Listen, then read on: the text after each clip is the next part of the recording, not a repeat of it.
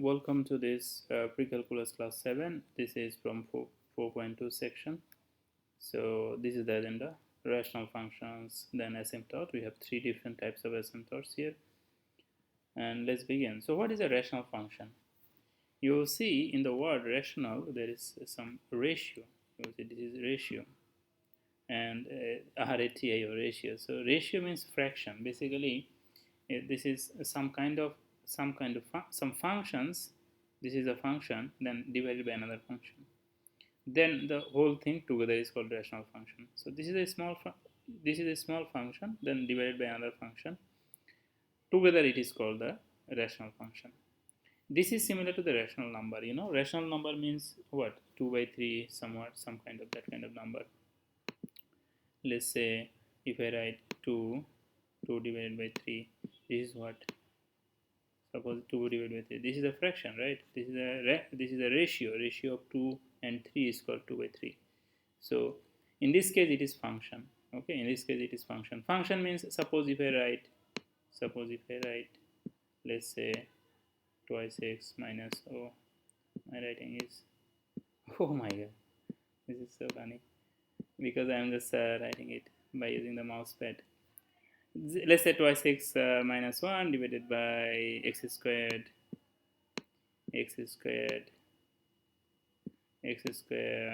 minus 4. So x squared minus 4. So basically this is it doesn't look like x. Anyway, this is twice x minus 1. So this is a polynomial thing, twice x minus 1. I think you will agree from our discussion on polynomial. So some polynomial function divided by another polynomial function, together they are called the rational function. Now from here, see which one is the rational function. A, B, C, D, E, F. Which one is the rational function?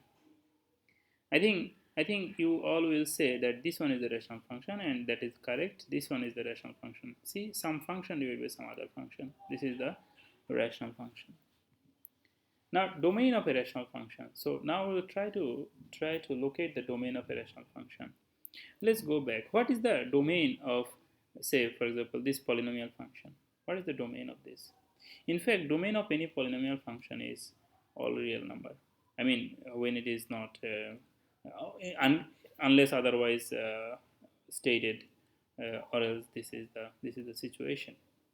But here, if you look, x cube minus 1, this is the denominator, and denominator, see, denominator cannot be 0. Q is not the 0 polynomial. This q, downside, denominator cannot be 0. And this is the most important idea to find out the domain. So see, here x plus 2, this is the denominator, and denominator cannot be 0, because if this whole number becomes 0, then x square minus 4 divided by 0, it is undefined. So this number cannot be 0. So you see, for what value of x, this value becomes 0. For what value of x, this becomes 0. If I write here, see, instead of x, if I write here minus 2, then minus 2 plus 2 equal to 0. That means x equals to minus 2 is not possible for this question. You cannot put x equals to minus 2. If you put, the function becomes undefined. That's why other than minus 2, any other number you can put for this function. So the domain of this function will be all the real numbers except x equals to minus 2, because x equals to minus 2 is a forbidden number for this question, is a number which is impossible for this question. For this question, x equal to minus 2, you cannot put minus 2 here. If you put minus 2, then minus 2 plus 2 equal to 0.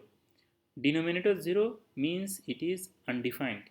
So undefined is not possible. You cannot make a function undefined. Then if a function is undefined, that means now you cannot solve it. We cannot discuss about it. Sorry, we cannot discuss about this anymore. That's why minus 2 we cannot put. We can put any other value other than minus 2. Then you will see, so all real number except x equals to minus 2 is the domain. Now what will be the domain of this functions?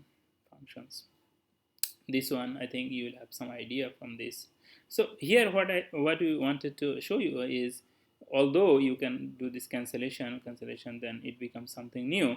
Domain of this function will be x equals to minus 2, because this is given function, this is not the given function. Suppose only x minus 2 is given in some other case, then it's a different thing. But when this is given, then you have to find out the domain from the original question.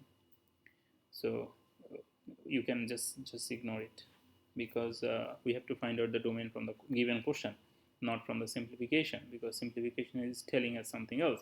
Although actually when you cancel out x plus 2 and x plus 2 as it is a variable term, then you have to give a condition x is not equals to minus 2, as x plus 2 you are cancelling out. There is another important rules about this, so which is also correct in this case as well. So the conclusion is, just simple analysis is, always we have to find out the domain from the given original rational function.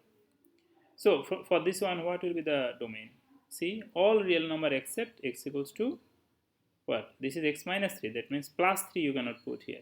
So all real number except x equals to plus 3 is the domain of this function. And similarly, here you will see x square minus 16 equals to 0, then we can consider it is not equal to 0. Then x square is not equals to 16, then x equals to plus minus 4 for this question. So plus minus 4 is not possible, other numbers are possible. Here, middle term factoring is possible here. You see this is 8x, so 7x plus x equal to 8x. You can do middle term factoring. I will show you the answer. So x square minus x, here we can take x common first, then x minus 1 comes. From there we will get to case one is x equal to 0 and another one is x equals to 1. Both is not possible here. Also you can try putting this value also, you will see. So for this question, domain is all the number except this 3. 3 is not domain here. Remember, 3 is not domain here. Domains are all real number except plus 3.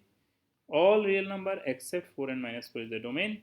For this question, all real number except minus 1 and minus 4, minus 1 and minus 7, and for this one except 0 and 1. And once again I repeat, this 1 and 0 is not domain of this question. Domain of this question is all real number other than 0 and 1. That means 0 and 1 is not domain of this question. We have to omit, we have to ignore, we have to truncate, or we have to exclude these two values 0 and 1 from this function input. We cannot put this 0 and 1 here. So for this function, domain is all real number except 0 and 1. Similar thing goes for all of them. So it's still 0 and 1. Domain of a rational function, this is more discussions, more same thing with some detailing, definitions, etc. Now asymptote. Asymptote is another interesting and very important concept of a rational function. From the word asym, see asym, see a means not, sim means same or together.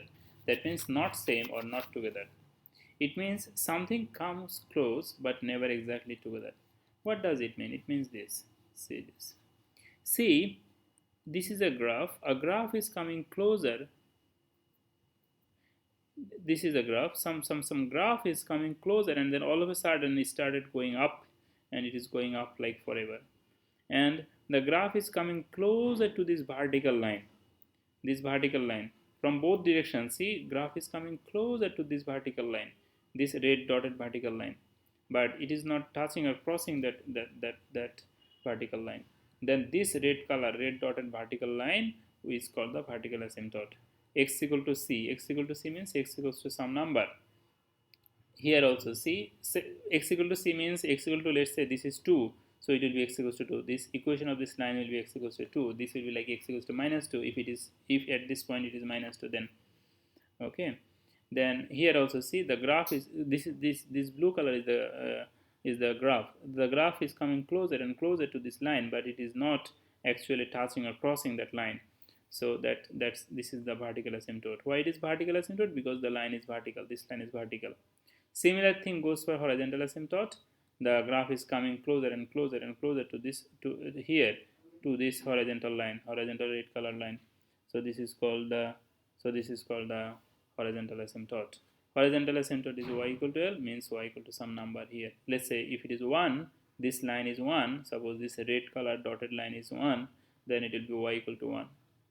Oblique asymptote is somewhat, this is vertical, this is horizontal, and oblique asymptote is another type. If the line is not vertical or horizontal, then it is oblique. Okay, this line, this red color line is not vertical, not horizontal. Then if we get this kind of line where my graph comes closer and closer to this kind of line, which is not vertical, not horizontal, just a line, inclined line having some slope, then this red color line is called oblique asymptote. Remember here, this red color dot is asymptote. Red color dot is the asymptote. Red color dot is the asymptote. So here we have more detailing about them. It means like as x approaches to c is this red color line, then y approaches to plus infinity minus infinity. Y approaches means the graph is going to the plus infinity, or in some cases minus infinity. This case minus infinity. When the graph comes to the minus infinity, it goes to the minus infinity when x approaches to this number. X line is this number. Y line is where? Y line is going down forever. In this case, going up forever. Up forever means positive infinity. Down forever means negative infinity.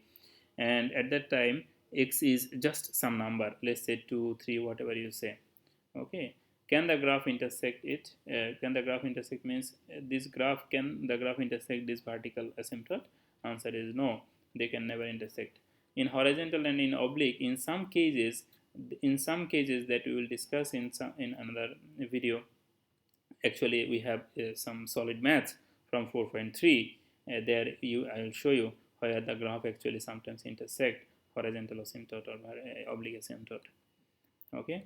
So oblique asymptote is some like equation of a straight line, somewhat equation of a straight line. And this is another interesting thing about asymptote. Sometimes this looks like this red color line looks like it actually is touching this blue color asymptote. In this case, blue color is the asymptote. Okay, because this is the vertical line. See, this is the vertical line, and my graph is the red color. Our graph is the red color. So it looks like it touched here it touched, but actually when you zoom it, then you will see no, they are not touching, they are separate. So this is the meaning of that vertical asymptote. So how can I find out the vertical asymptote? Interestingly, this is very easy. Vertical asymptote finding is very easy. You just have to look at the denominator and you have to see for the and do some simplification. Remember, here we have to do the simplification. Simplification means here see x square minus x, so you can take x common. Here x square plus x minus 2, so we can do some middle term factoring. After we do middle term factoring, then we get this x square minus x, so we get this. Then x minus 1 cancel out, so remaining is x plus 2. Now you see, for what value of x this function becomes undefined. See, x equal to 0. If I put 0 here directly, then function becomes undefined. Therefore, x equal to 0 will be the vertical asymptote of this question. X equal to 0 will be. Now see the difference between finding domain and vertical asymptote. Domain you have to find out directly from this question. Domain from the directly from here. Domain. This is the domain. So domain we have to find out from here. But asymptote, this is the thing. Okay. No, I don't want this. Okay. Can I go back? No, I cannot go back. I do not know how to go back. Okay. Alright, anyway. So domain we have to find out. Sorry about this. Domain we have to find out from the simplified version. This is our simplified version. Okay. We have to do the simplification. Then actually I can go back if I use in this software PDF format, but I'm just using the PPT format, slide format. So this is the situation here. Anyway, so we have to find out the asymptote from here, and you will see domain use the full function. Asymptote we have to use it, find out from here. So domain is 0 and 1 because we have to find it out from here, and asymptote is x equal to 0. Asymptote we found from here, domain we found from here. Although it is same question, we have to find out domain from the original question. Asymptote we have to find out from the derived question, from the simplified version. We have to find out the asymptote. What does this is very important concept actually. Then what will happen about this one? See, zero is the asymptote, vertical asymptote. We are not, remember, we are not discussing horizontal and oblique asymptote in this video because I have one full video for that too. Okay, only we are discussing vertical asymptote and domain in this video. So see, domain we are finding directly from here. In domain we have 0 and 1. 0 is also, again, 0 is also the vertical asymptote. So what about 1? Actually, at x equal to 1, we will have a hole in the graph. Hole in the graph means you will see graph will go there and all of a sudden there will be some empty space in the graph at x equal to 1. Then after x equal to 1, the graph will again start. This is the meaning why one is answer and another one is not answer. So what will be the domain and vertical asymptote of this? This is in class practice, we will do it.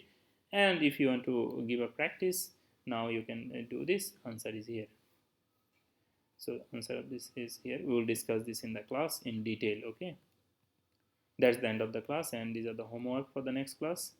This one is the homework, and this is the optional challenge. Optional challenge you do not have to do. You have to give a try. Optional challenge is slightly difficult than these two maths, this one and this one. That's it. There is no huge difference. I have actually the next class video also here. We will discuss it in another video.